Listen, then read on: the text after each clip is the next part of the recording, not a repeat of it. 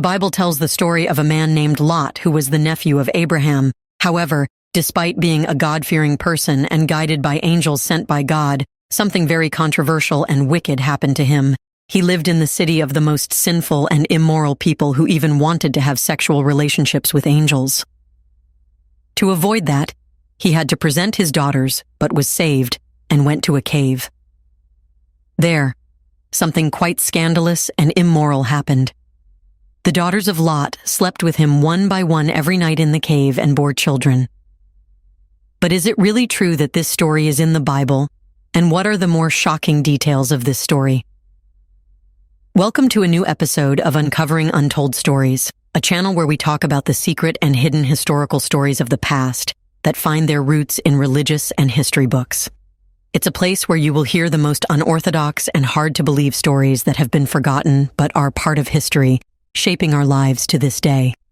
In this episode, we will tell you about the controversial story of Lot's daughters who slept with their father. Let's get started.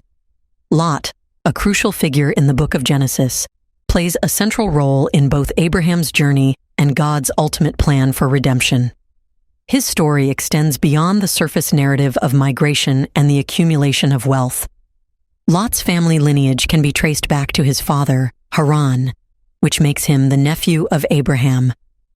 This familial connection places Lot within the broader context of God's covenant with Abraham and the eventual formation of Israel as a nation.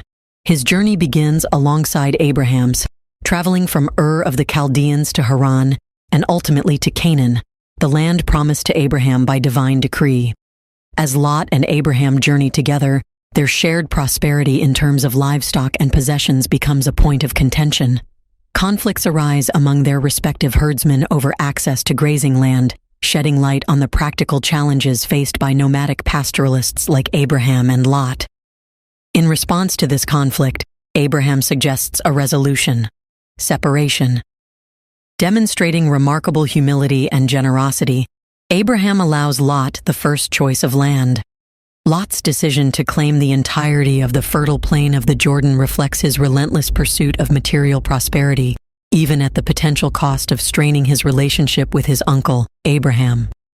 Settling in close proximity to Sodom, a city infamous for its moral degradation, exposes Lot to an entirely new set of challenges. Despite the warnings regarding Sodom's sinful nature, Lot is enticed by the allure of the fertile plains and the promise of worldly success.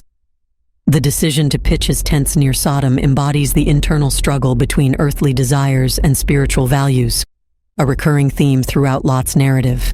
Proximity to Sodom introduces Lot and his family to the corrupting influences inherent within the city, ultimately leading to moral compromises and ethical dilemmas. While the land offers abundant material wealth, it threatens their spiritual well-being.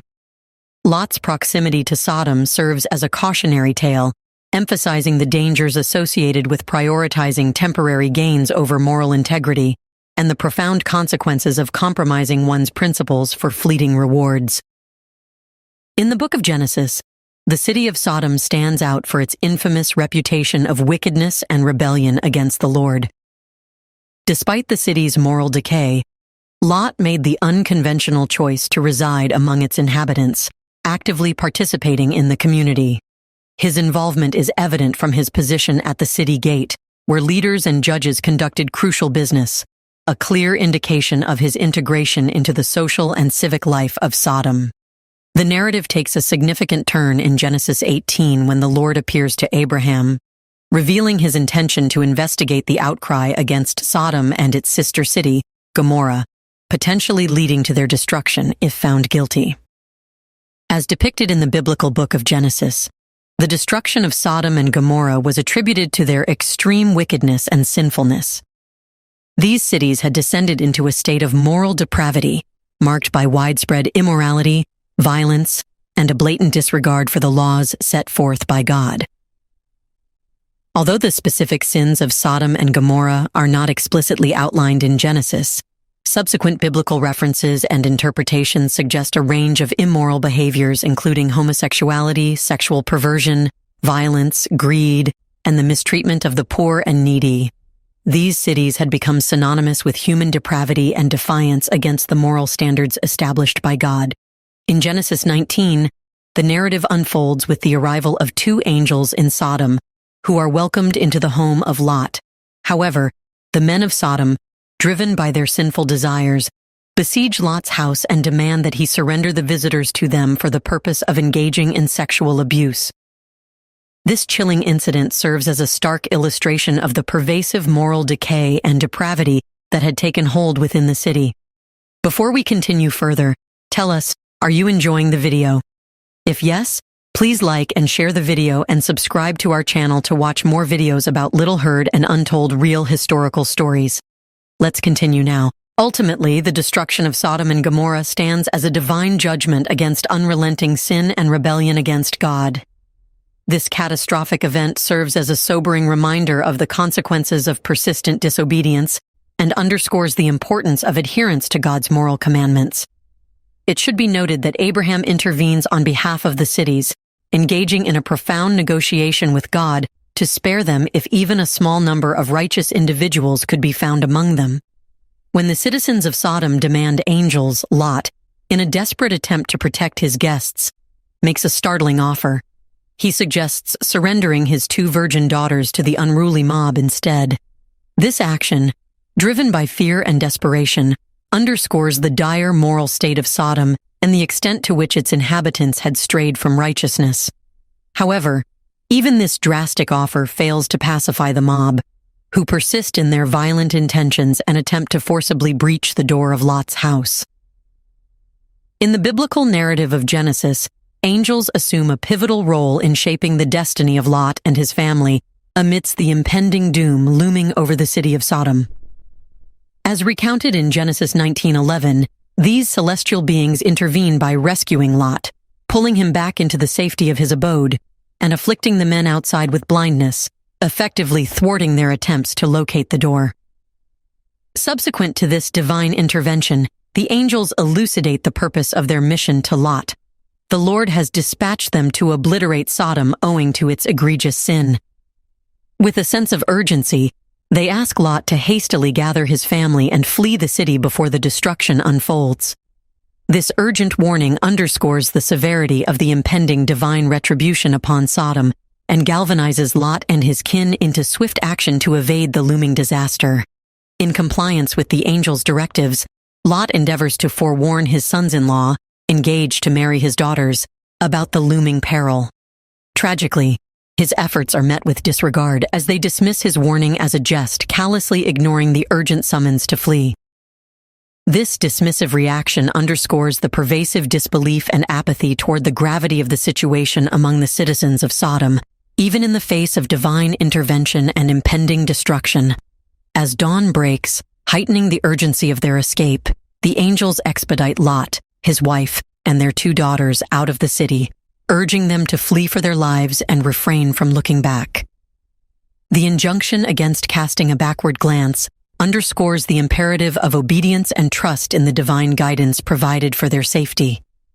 Additionally, they are instructed to seek refuge in the mountains to avoid being consumed by the impending calamity.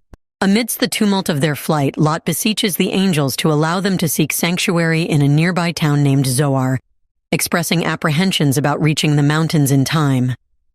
Responding to Lot's plea with compassion, the angels accede to his request.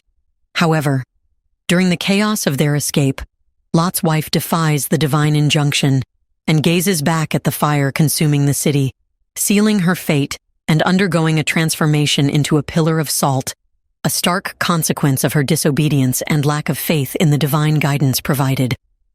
The narrative culminates in the catastrophic annihilation of Sodom and its sister city, Gomorrah, as the Lord rains down burning sulfur upon them, obliterating the cities, the surrounding plains, and all their inhabitants.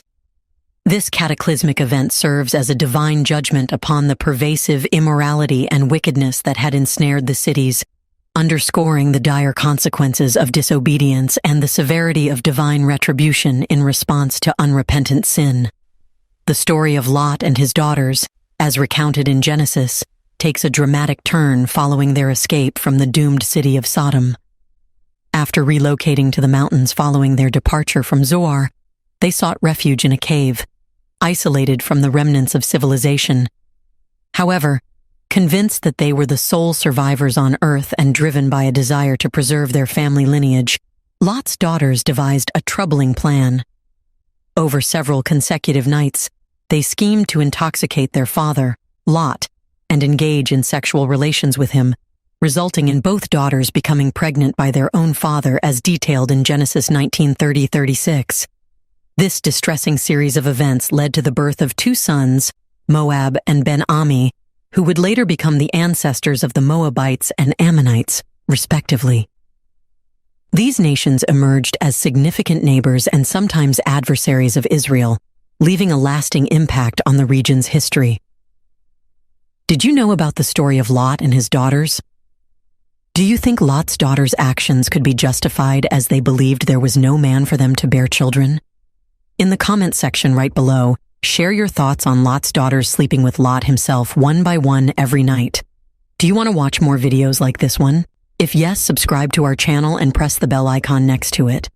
We bring videos on stories that might sound controversial, mysterious, and shocking, but are real and have roots in religious books like the Bible and history books. Thanks for watching, and until the next video, stay tuned.